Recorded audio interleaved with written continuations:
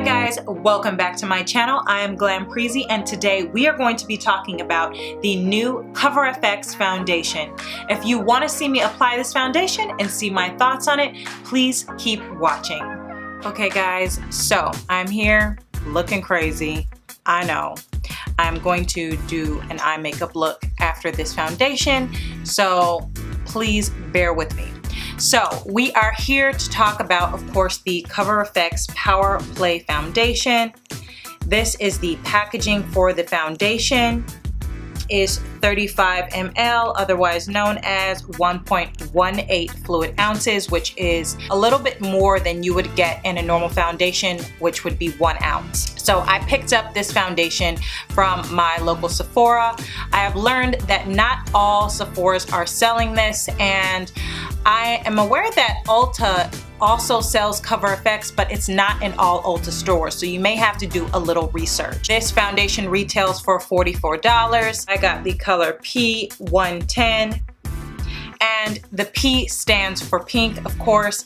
They have divided their foundation shade range into pink, golden, and neutral. I did try quite a few of the shades. To my surprise, I ended up being a P because as I get darker, I get more warm tone like red. And actually, I take that back because some people consider red undertone to be cool. So I don't want to confuse you. But as I get darker, I get more red. So this foundation claims to be full coverage. It also says that it is for combination and oily skin types. So just keep that in mind. If you are normal to dry and you are looking to try this foundation, you may want to moisturize a little bit more than you normally do, and or try a moisturizing or hydrating primer. So it says it's a modern matte blurring foundation with weightless full coverage that provides sweat-proof all day wear, long-lasting shine control, environmental protection that won't oxidize. It will not oxidize, it says. That's what it say. That's what it say, okay? So I'm just gonna hold them to that. This vegan long-wearing liquid foundation provides sweat-proof, waterproof, and transfer-proof full coverage with blurring modern matte finish. Formulated to provide invisible all-day shine control, contains a trio of ultrafine powders that weightlessly mattify without dulling or drying the complexion. And it is available in 40 shades, which is fantastic. Cover FX has always really represented for the colors, so thank you, Cover FX. I would like to say that I have actually been wearing this foundation for the past 3 days, and I did that this time instead of doing a wear test because the first time that I put this foundation on, I wasn't quite convinced. And I will talk about some of those things once we get into putting on the foundation. So let's talk about the actual packaging of this foundation, which comes just like this. It is a screw cap, and it has a squeeze nozzle. Now, I'm not the biggest fan of these types of packages, but hey, at least you can control the amount that you pour out better. I am a combination to oily skin type. I've hydrated and moisturized my face as I normally do, and I used my ordinary high adherence primer on my face as well. I'm just gonna give my face a quick spritz of my facial mist. And the reason why I'm doing that is because I find that if I do that before I put on any mattifying products, it really helps my skin to not get over dry. I've got about a pump worth of foundation on the back of my hand, and this is the color. How about I use a sponge on one side and a brush on the other side? So I'm gonna use my Real Techniques blender here, and again, for reference, that's how much I have, and I'm gonna go ahead and start to apply this to my face. I do want to say that I believe that it is very lightweight. As they said, it is lightweight and it feels very lightweight. The other thing that I found with this foundation is that it was not the easiest foundation to blend. I felt like I was blending forever and a day the first time that I used this. But with other foundations that have recently come out, I haven't had this problem. So I'm just not used to this much blending. So that's one thing that I was not liking about this foundation. This is one coat of the foundation. It looks pretty good. Now, mind you, I used about 1 pump worth on one side of my face, and it's completely gone from my hand. So I don't have anything left from one side, and this is what we've got. It is pretty good coverage, but I would not say that it's absolutely a full coverage because I can still see through to some of my imperfections. And I'm trying to look in the viewfinder and the mirror and everywhere just to see if you can see what I'm seeing. I can still see some discoloration here and here, which is normal for me, but with a full coverage foundation that typically doesn't happen. Okay, so on this side of my face, I'm going to use my Morphe E7. It's a slanted small kabuki foundation brush. And again, I'm gonna try to do 1 pump's worth.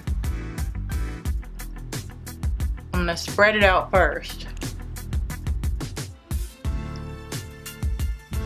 And then go back and try to blend. And as I'm doing this, I realize that that's probably not a good idea because it dries pretty quick.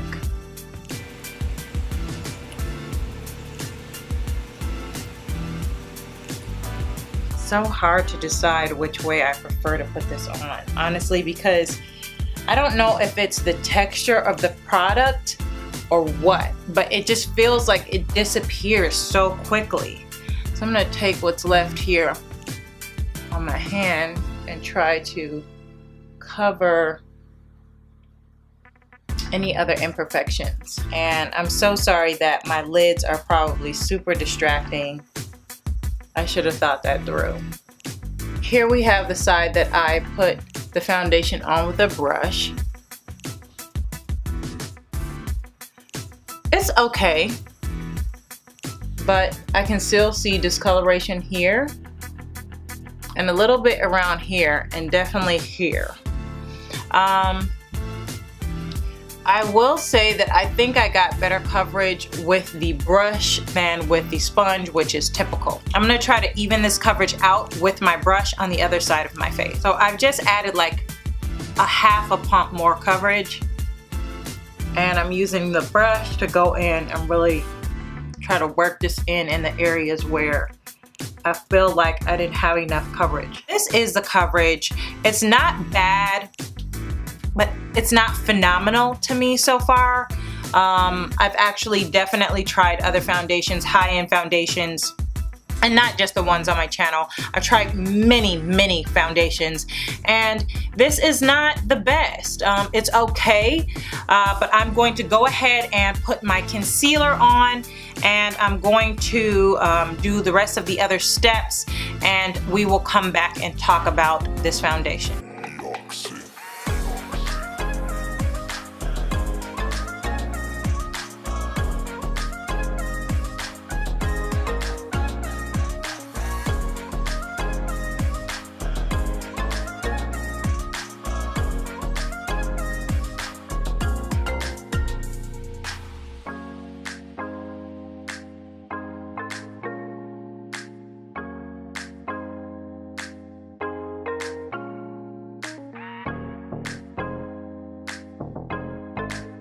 Okay guys, so this is my face with the rest of my makeup on. I've got contour, blush, highlight, powder, everything on. I'm going to go ahead and do my eyes off camera, and I will be right back to talk more about this foundation. Okay guys, so the rest of my makeup is on, and I almost regret doing such a bright look when I'm trying to demo and talk about a damn foundation. So please try not to focus on these eyes. Look at the foundation, guys. So again, I'm not going to be doing a wear test for this because I have been wearing this foundation. This is not a first impressions video. Like I said, I did purchase this foundation about 4 days ago, so I've been wearing it. And it looks beautiful.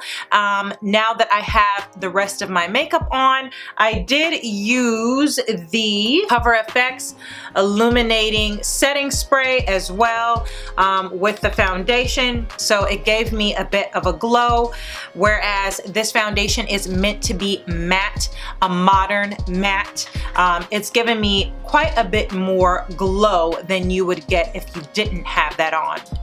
So to sum up my thoughts on this foundation, ooh, this is so hard for me because the pluses of this foundation are that it is pretty transfer resistant, which is amazing. Like, I haven't seen a foundation be this transfer resistant since, I don't know, my double wear. However, I find that I have to use a lot more product than with my other full coverage foundations. Now, that kind of bothers me because with this foundation bottle, I kind of feel that I won't be able to get all of the products out of here. Now, I'm obviously just assuming that I won't be able to get the rest of this product out of here, but I just feel like I'm not going to be able to really get to the end of this.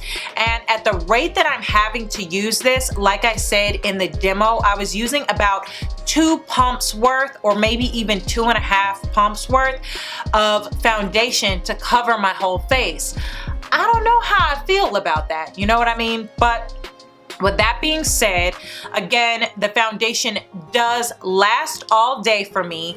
Another downside of the foundation is that it does kind of give me the creasing right here, which is no biggie, but I wish that it didn't do that. It does keep my oil at bay, I will give it that, and it doesn't oxidize.